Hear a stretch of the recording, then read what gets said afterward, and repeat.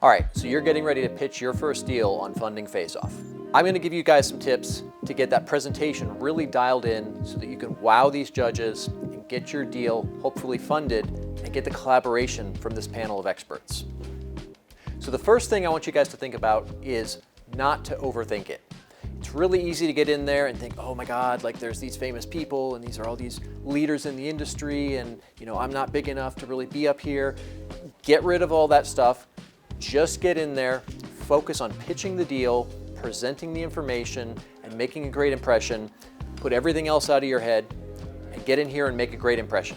You'll also want to leverage storytelling. Now this is really important because storytelling activates a part of the brain that doesn't normally get engaged. When you're just presenting facts and data and numbers, it doesn't engage the brain the same way that storytelling does. And what happens when you do this is it causes the body to produce oxytocin, which is the hormone that causes people to feel trust. So when you can do that, you're leveraging their natural trust reaction and you're going to get a lot better impact out of your presentation than if you purely rely on numbers alone. Now, it's really important that when you're doing this, you don't get too wordy, right? You're not going to sit down and give your complete biography, everything that's ever happened to you in life. You're going to leverage a maybe 2 to 3 sentence story kind of about who you are and what you do.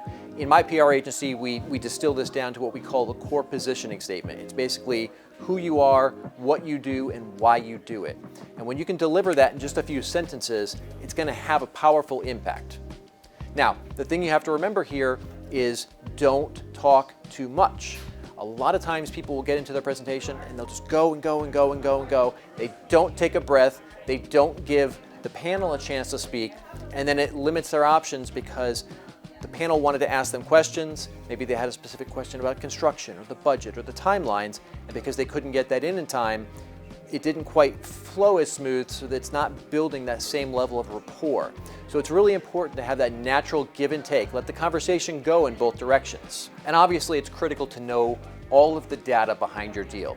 The numbers, the costs, timelines, what kind of construction needs to go into this to get the rehab in place. Whatever kind of data there is to this, you don't have to sit there and give them every bit of data right off the top of your head, but if they ask a question, you better be able to answer that precisely and quickly, because that demonstrates that you've really done your homework and it shows that you understand the ins and outs of the industry, really know the nuances of what makes a deal work, what makes a deal bad. And when you can present that information clearly, concisely, and quickly, it puts you in a very different category than most people. Eye contact is also very important.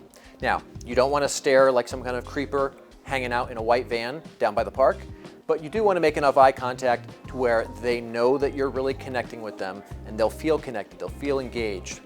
That helps to build trust. And at the same time, we want to really be very aware of our posture.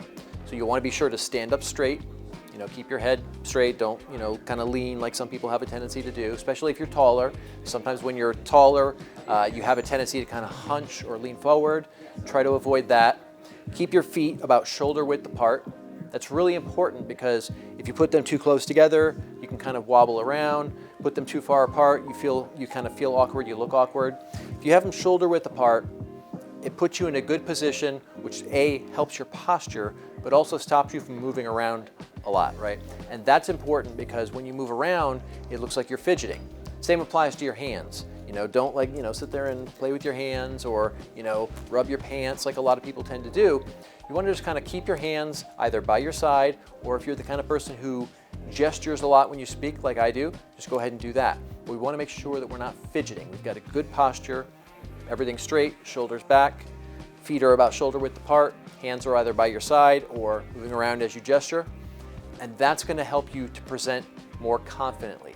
There was a presenter one of the last episodes who was very nervous, as people often are, right? This is a new environment for a lot of you. And the whole time he was like, waving his arms and kind of fidgeting and rubbing his hands, and it made him look really unsure. He was very competent, he knew what he was talking about, but that nervousness put a different spin on the deal.